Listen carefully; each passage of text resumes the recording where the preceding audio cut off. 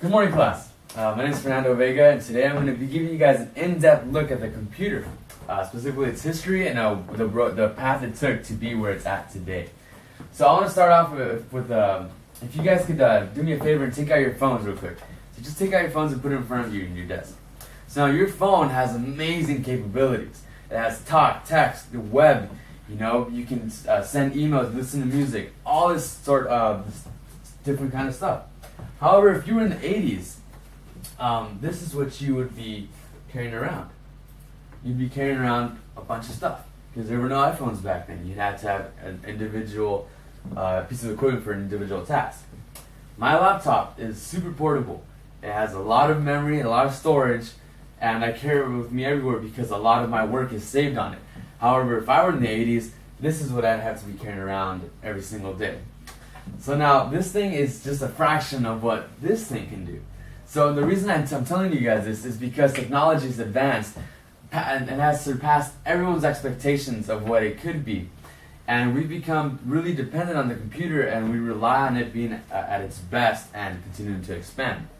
So I have a really big passion for computers. Ever since I was little, I loved building stuff, and I just recently built my own computer. And I'm a student here at Cal State LA, pursuing my bachelor's in electrical engineering, specializing in computer engineering. And so the computer has really revolutionized the way we think, learn, and grow as a society. But few know and appreciate just where the computer came from. So I will be giving you guys a look at the history of the computer. Then I'll skip ahead to the personal computer, the development of the first personal computer and its price. And then I will present to you guys what a computer today is, what it's capable of, and what it looks like. So let's go ahead and talk about the history of the computer. So believe it or not, the early terms for a computer in the early 20th century, a computer was defined as a person who can solve mathematical equations. And so the first computer ever was right here in this picture. And it's just a bunch of people sitting at desks solving math problems. However, that proved to be inefficient, as it would take a long time and you just had a bunch of people just sitting there doing math. And so it wasn't until 1936 that Conrad Zuse designed the first special purpose electromechanical computer. And it was nicknamed the Z1. And Professor Andreas Klappenegger at Texas A&M gave us the specifications that it was clocked at 1 hertz with enough memory to store 64 words with 22 bits.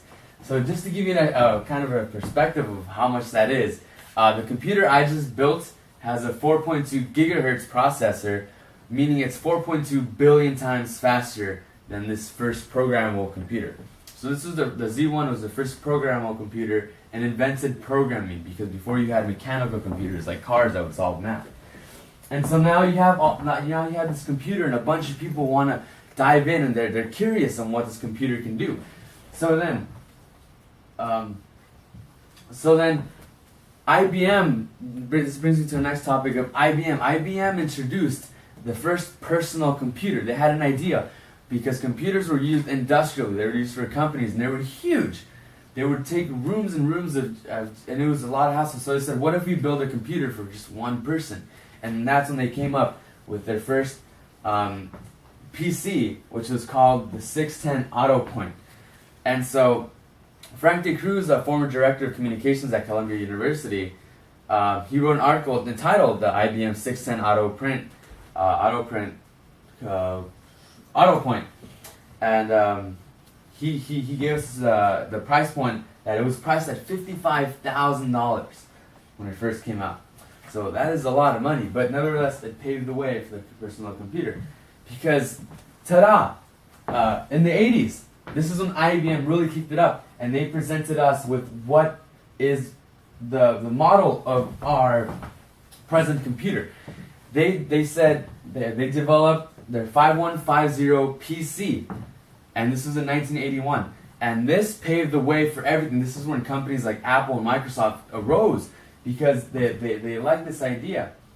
And so the thing with this computer was that it was priced at $1,565, making it affordable. Now your average Joe, who could save up money, can now buy a computer.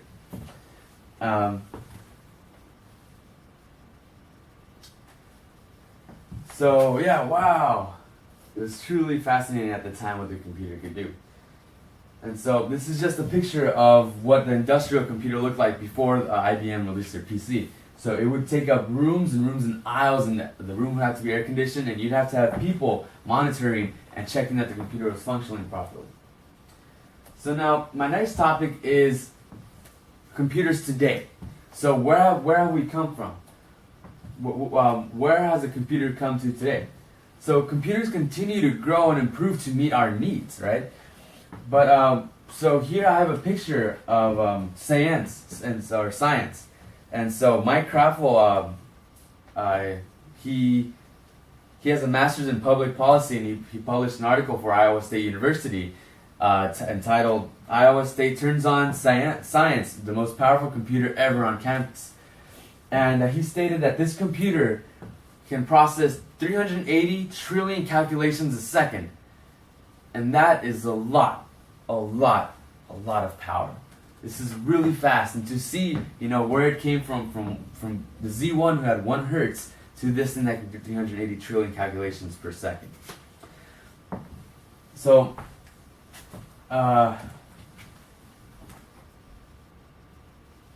modern computing, it really has changed the way we accomplish tasks in the present. However, without its bulky past, we wouldn't be where we are today. And so, and to conclude, I want you guys to remember, the history of the computer. I want you guys to remember where the first personal computer was made and who made it. And also that today's computers are really, really, really good, really advanced. And if I could leave you guys with one note, it would be that the next time you step foot in your computer lab, or you take out your phone and send a text, just remember that you are part of this new computing era. You guys help pave the way. You as consumers, us as consumers, we help pave the way and form this new era that we live in, surrounded by computers. And so that will conclude my presentation. Thank you for your time.